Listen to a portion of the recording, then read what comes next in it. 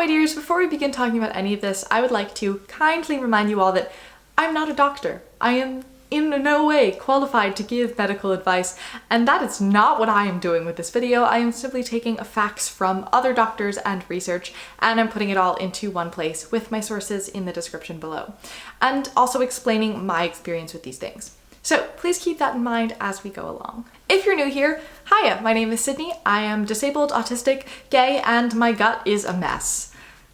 So, yep. Also, I have things going on, and I yet again don't feel like giving the entire spiel about it, so cue past Sydney. First of all, I am in a play, and it's called Mackinac, and it's described by the college as a play that offers the tale of a very ordinary young woman whose very ordinary life, which we follow through 9 scenes, puts her on a factory-like conveyor belt to murder and execution. I am one of 3 lovely people to play the young woman in this production, and I had so much fun in this role. She's super outy and queer-coded, and I absolutely adored it. So if you're interested in seeing it, it will be available to stream from April 28th to May 2nd at the link that I will put into the description once I have it. I also want to mention that it's a very intense, no, not intense, I mean intense. The show's emotionally a lot, so just be aware of that if you plan to watch it. Secondly, I have another music video premiere coming up. So 1 week from today, on Saturday, May 1st at 2 p.m, I'm releasing the official music video for my new-ish single, Alive, which is going to be really pretty and naturey and springy and princessy. It includes my favorite dress, which is this one because we filmed it today. The premiere link may not be up by the time this video is published, but I'll include it in the description once I have it. The play is available from today until Sunday, and my video is in 3 days, so please, please, please come to that. Alrighty, into Audi diets we go. So, what is an autism diet and why does it exist? Well, we've talked about the idea of curing autism before, but to recap, autism is something that is caused by a fundamental brain wiring difference, and it can be detected in utero. So vaccines don't cause it, and you can't be cured of it, unless you were to get a brain transplant, theoretically, but I'm also fairly sure that that isn't a thing. And I definitely know that cutting gluten from your diet will not have the same effect. But anyway, our old friend Autism Speaks likes to promote far too many cures that don't work because, well, they're the loudest voice and they're the one that doctors often direct people to, and so parents of newly diagnosed autistic children trust it and they take advice from them. And therefore, nearly 1 in 5 autistic children are on a diet for no specific medical reason. And these diets typically call for the removal of gluten, casein, and red dye 40. And as I said before, they might make a kid seem less hyper or whatever, but they aren't going to cure anything. So why do people think that they work?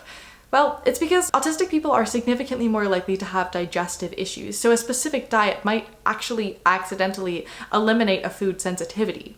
And anyone who isn't having crazy amounts of stomach pain or bloating or constipation would definitely be much less of a handful. That being said, there is a good deal of research showing that being gluten-free actually makes one a good bit more cranky and depressed, and I can vouch for that experience.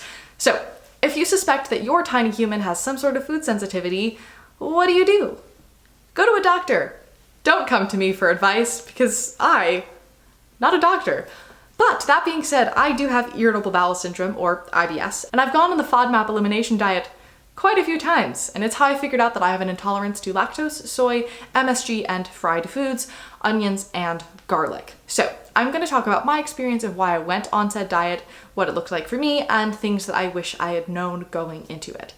Again, I can't say this enough, I'm so not a doctor, but if you're looking for what a FODMAP diet looks like for somebody who's a super picky eater and doesn't like to cook fancy meals from mommy blogs every night, I am your gal. And I have a more in-depth list and description as well as resources on the How Do I FODMAP page on my website, which you are welcome to check out at the link in the description. Step 1. What is the FODMAP diet? Well, technically it's called the low FODMAP diet because it is low in specific short-chain carbohydrates that require extra water being taken in from the colon in order to digest. Those things being, get ready for some pronunciation, fermentable oligosaccharides, disaccharides, monosaccharides, and polyols, and thus FODMAP.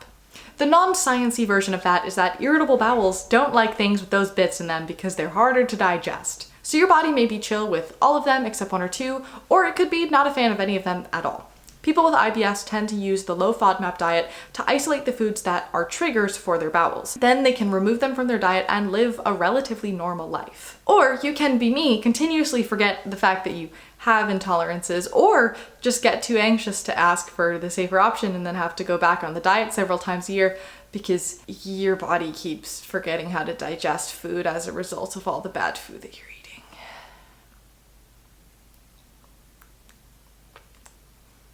Oopsies. Anyway, if you're wondering why my joints sometimes dislocate and or swell up, now you know.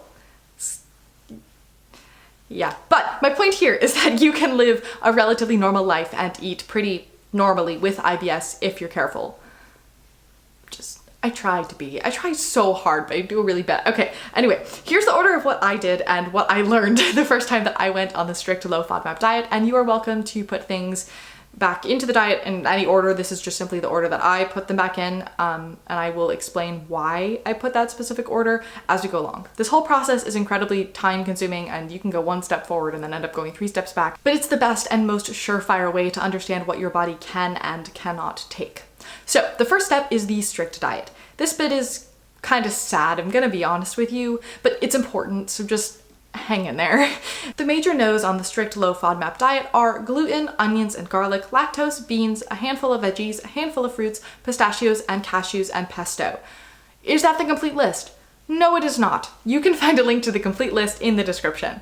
I also recommend the lovely $7 Monash FODMAP app because you can search each food individually and see serving sizes and such. Now, based on the list of the no's, it probably seems like you can't eat anything, but that's false because you can have rice-based things and Cheerios and corn and all meats, including kangaroo, soy things, eggs, and a nice handful of fruits and veggies, a lot of nuts, and some other stuff. Some of my favorite FODMAP-friendly meals include gluten-free pasta with onion and garlic-free tomato sauce, ragu has a bunch of options, barbecue chicken with rice and steamed vegetables, Cheerios with lactate milk, and eggs. Also, if you were wondering, the best textured gluten-free pasta is Barilla spaghetti. It's top tier, and trust me, I've tried many brands. An important thing that I learned about food in this adventure is that if you eat just protein or just carbs, you will be hungry soon after. But if you have a protein and a carb, you'll feel full longer. So, pro tips, my dude.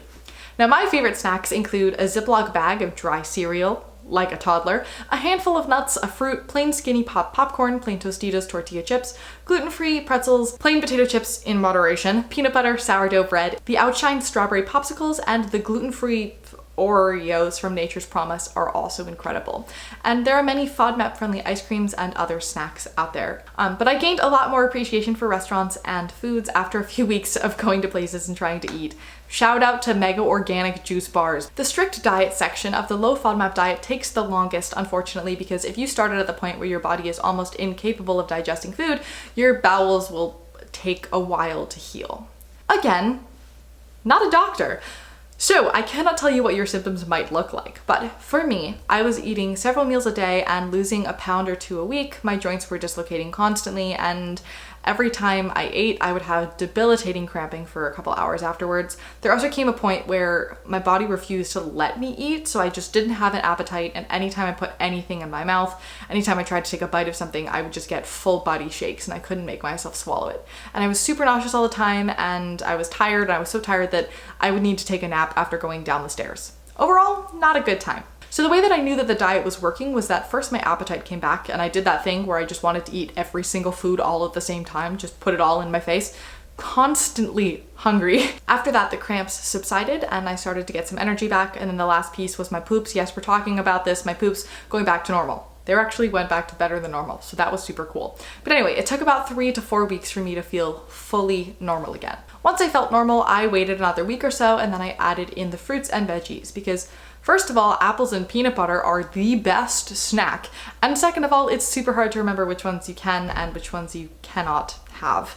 So I typically added back 1 or 2 a day because you can tell pretty soon after which one is a fat no.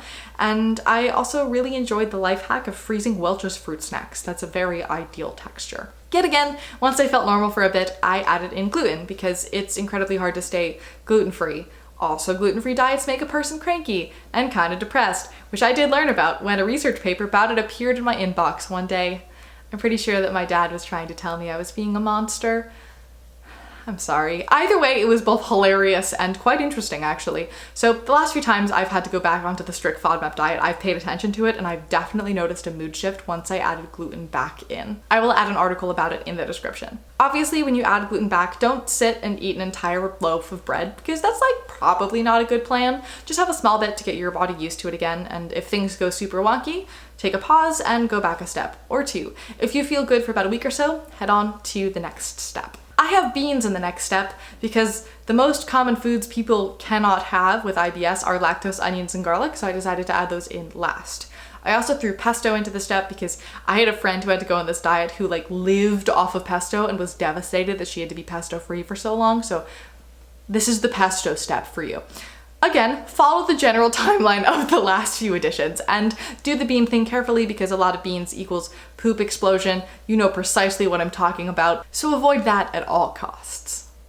After that, I added lactose because being lactose intolerant is annoying.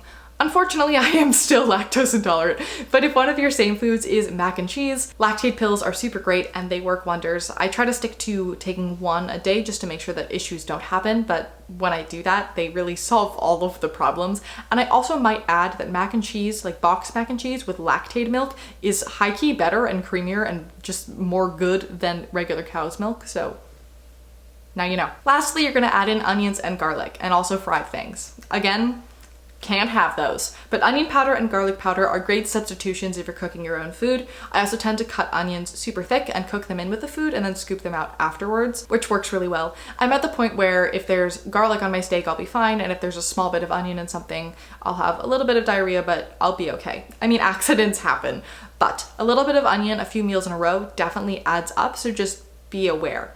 At college, I probably had about 3 to 4 pieces of scallion a day for a few weeks by accident, and my gut decided to just fully shut down again. So there's that. Just remember that no matter how much you love pad thai, eating things that destroy your gut is not a good idea. It's just not. And yeah, that's it. That's all of the things. Again, not a doctor. This is just my experience that I am sharing with you, just in case you're in the situation you feel a little lost, confused, or alone, because that's how I felt, and I want to make sure that you don't have to. And that's kind of what I do. So thanks for learning, thanks for listening, and remember that your story isn't over, it's only just begun. How do you feel about that outro? I'm still workshopping it. Let me know what you think in the comments. Alrighty, bye.